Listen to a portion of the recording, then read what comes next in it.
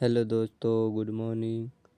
आज हम भारतीय संविधान में अनुच्छेद 21 से पढ़ेंगे। इससे पहले हम लोग अनुच्छेद 20 तक पढ़ लिए थे। तो चलिए देखते हैं अनुच्छेद 21। इसमें प्राण एवं दैहिक स्वतंत्रता है। इसमें क्या है? तो प्राण एवं दैहिक स्वतंत्रता है। यानी कि जो हमारे भारत का संविधान उसमें अनुच्छेद 21 में प्राण एवं दैहिक स्वतंत्रता की चर्चा की गई है। इसी के कारण अधिक धुआं देने वाले वाहन या बिना हेलमेट वाले व्यक्ति का पुलिस चालान काटती है। कहने का मतलब है कि हमारे जो भारत का संविधान है, उस भारत के संविधान में अनुच्छेद 21 में देश में रहने वाले सभी नागरिकों को प्राण यानी अपना जीवन और दैहिक स्वतंत्रता की चर्चा की गई है। इसी अनुच्छेद 21 के कारण जो धुआं देने वाला गाड़ी है वो और जो व्यक्ति होता है वो हेलमेट नहीं पहनता है तो पुलिस उसे चालान काट देती है, क्योंकि इसमें प्राण एवं दैहिक स्वतंत्रता की चर्चा की गई है। अगला है अनुच्छेद 21। अनुच्छेद 21 में ही जनता का अधिकार, अनुच्छेद 21 में ही निजता का अधिकार को जोर दिया गया है। जो निजता का अधिकार है वो अनुच्छेद 21 में ही है। अब हमारी गोपनीय जानकारी को कोई उजागर नहीं कर सकता है। कहने का मतलब है कि जो निजता का अधिकार है, लोगों को, भारत के नागरिकों को जो निजता का अधिकार है उसका उल्लेख भारतीय संविधान के अनुच्छेद 21 में किया गया है। निजता का अधिकार का मतलब यह होता है कि कोई भी व्यक्ति का जो प्राइवेट चीज़ हो, वो उसका गोपनीय बात रहता है। कोई उसे उसके मर्जी के बिना उजागर नहीं कर सकता है, किसी को नहीं बता सकता है। यही निजता है। ठीक है, तो निजता का अधिकार किस में है? तो अनुच्छेद 21 में चर्चा है। और प्राण एवं दैहिक स्वतंत्रता किस में है? तो प्राण एवं दैहिक स्वतंत्रता अनुच्छेद 21 में है। उसके बाद कहता है अपनी पसंद के व्यक्ति से विवाह करने का अधिकार अनुच्छेद 21 का अभिन्न अंग है। कहने का मतलब है कि जो भारतीय संविधान है उसमें कोई भी व्यक्ति अपने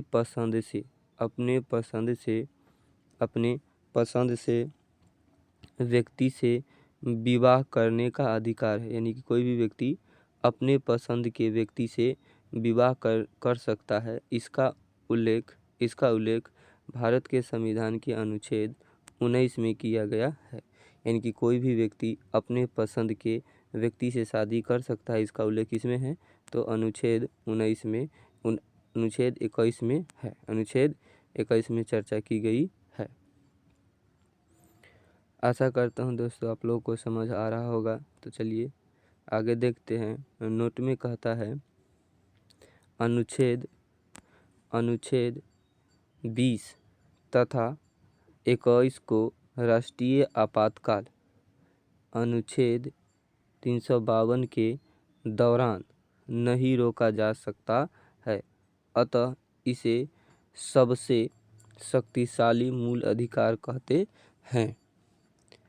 कहने का मतलब है कि जो भारतीय संविधान में अनुच्छेद 20 और अनुच्छेद 21 है ना, वो राष्ट्रीय आपातकाल के समय भी, राष्ट्रीय आपातकाल जो कि अनुच्छेद 352 के तहत लगाया जाता है, उस समय भी नहीं छीना जा सकता है।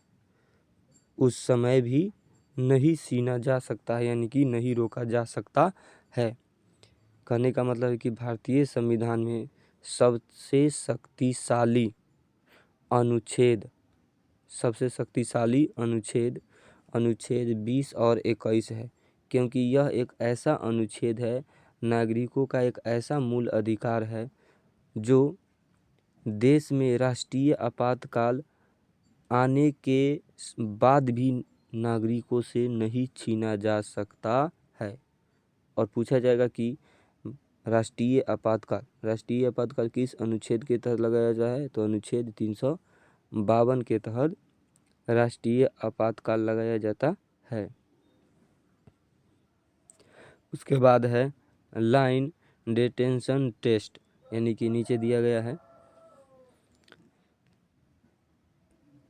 तो आगे देखते हैं, अगला है अनुच्छेद 21 के क। अनुच्छेद 21 के क, इसमें अनुच्छेद 21 के क, इसमें 6 से 14 वर्ष के बच्चों को, इसमें 6 से 14 वर्ष के बच्चों को निःशुल्क प्राथमिक शिक्षा का अधिकार, यानी राइट टू प्राइमरी एजुकेशन है। इसे 86वां संविधान संशोधन 2002 में जोड़ा गया, जो 1 अप्रैल 2010 से लागू हुआ।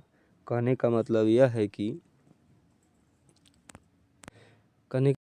है कि जो हमारे भारतीय संविधान के अनुच्छेद 21 है, उसमें एक और शब्द जोड़ा गया, अनुच्छेद 21 के क। इसमें यह बात की चर्चा की गई है कि जो भारत में 6 से 14 वर्ष के बच्चा है, जो 6 से 14 वर्ष के बच्चा है, उसे निःशुल्क यानी कि फ्री में प्राथमिक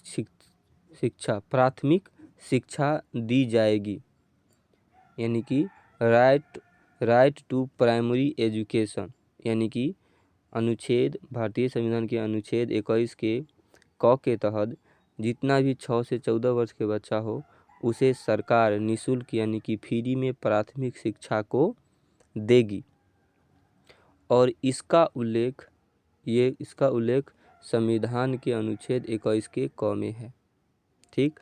और ये जो 6 से 14 वर्ष के बच्चा है, इसको ये प्राथमिक शिक्षा का अधिकार 86वां संविधान संशोधन 2002 में किया गया था और अनुच्छेद 21 में जोड़ दिया गया। और 6 से 14 वर्ष के बच्चों को निःशुल्क प्राथमिक शिक्षा दिया जाएगा। इसको कब लागू किया गया था, तो इसको लागू किया गया था 1 अप्रैल 2010 को लागू किया गया था। आशा करते हैं दोस्तों आप लोगों को समझ आ रहा होगा। तो आगे देखते हैं, इसमें कहता है अनुच्छेद 22, इसमें 3 प्रकार की स्वतंत्रता दी गई है। अनुच्छेद 22 में कितने प्रकार की स्वतंत्रता दी गई है, तो 3 प्रकार की स्वतंत्रता दी गई है, जो गिरफ्तारी से संरक्षण यानी कि गिरफ्तारी से रक्षा करेगा। उसके बाद पहला में है, व्यक्ति को गिरफ्तार करने से पहले वारंट करना या बताना होता है, यानी कि कोई भी व्यक्ति को पुलिस अगर गिरफ्तार कर रही है, तो पुलिस पहले उसको वारंट जारी करेगा, यानी कि पहले उसको बताएगा कि हम तुमको गिरफ्तार करने वाले हैं। ठीक है। और दूसरा में 24 घंटे के अंदर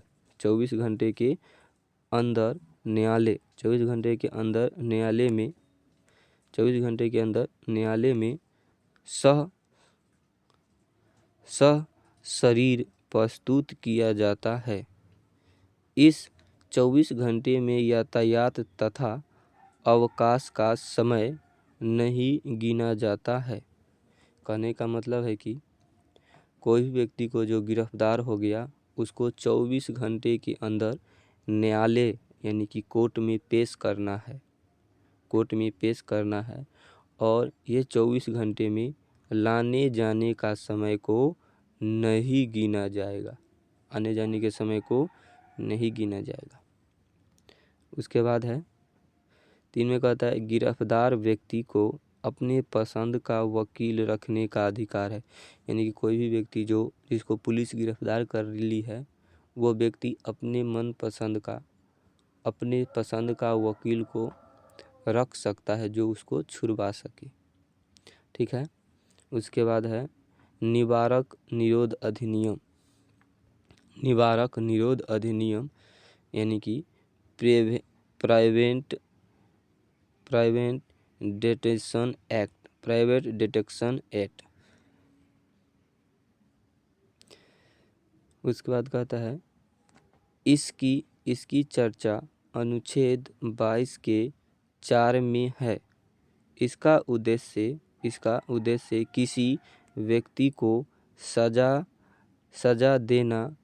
सजा देना नहीं बल्कि अपराध करने से रोकना है। तो जो निवारक निरोध अधिनियम है, इसमें निवारक निरोध अधिनियम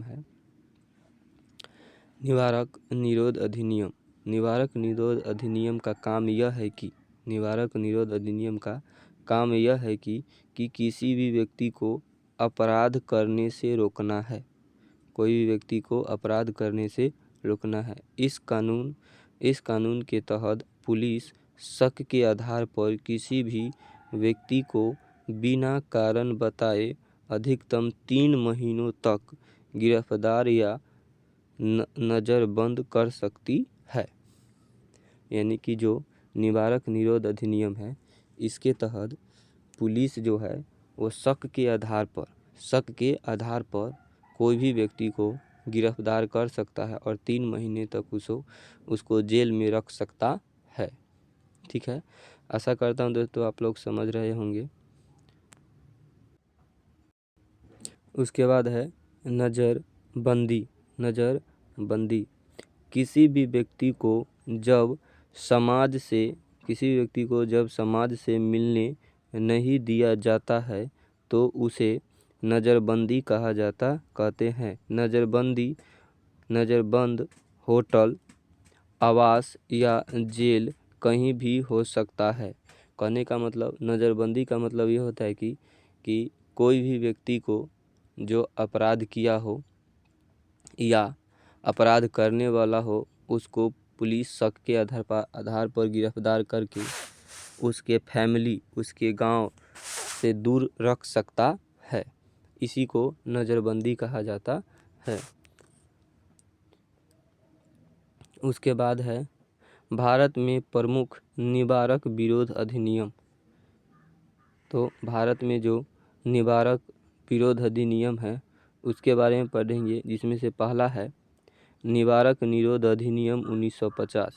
निवारक निरोध अधिनियम 1950 यह भारत का पहला निवारक निरोध अधिनियम है जो कि 31 दिसंबर 1969 में से इसे समाप्त कर दिया गया। यानी कि जो निवारक निरोध अधिनियम है ये पहले 1950 में आया था। निवारक निरोध अधिनियम कब आया था? 1950 में आया था, जिसको दिसंबर 1969 में ख़त्म कर दिया, अर्थात समाप्त कर दिया गया है। उसके बाद है आंतरिक सुरक्षा अधिनियम। इसे 1971 में लाया गया, किंतु इसका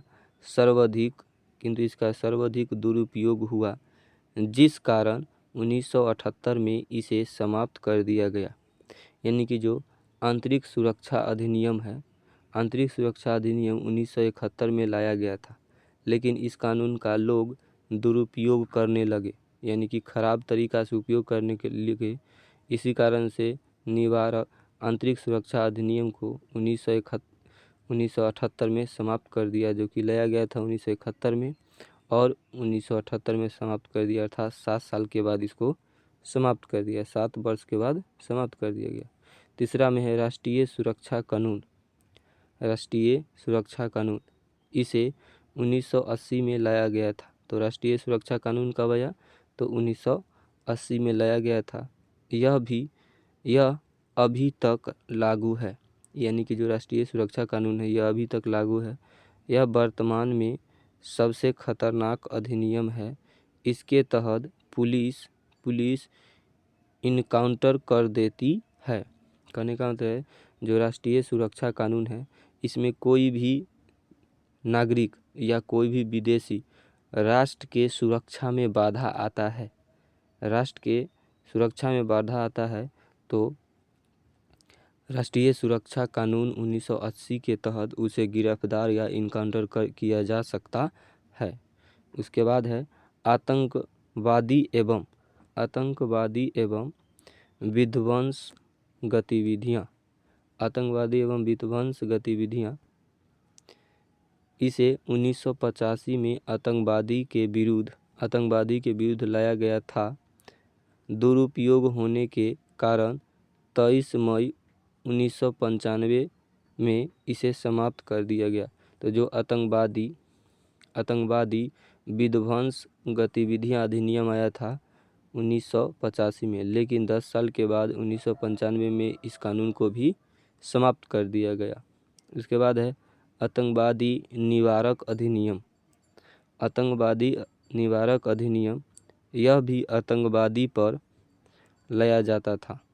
जो आतंकवादी निवारक अधिनियम है यह भी आतंकवादी पर लाया जाता था। इसे 2002 में यानी कि 2002 में शुरू किया गया तथा 2004 में समाप्त कर दिया गया, यानी कि 2 वर्ष के बाद इस कानून को भी हटा दिया गया। उसके बाद है गैर कानूनी गतिविधियाँ।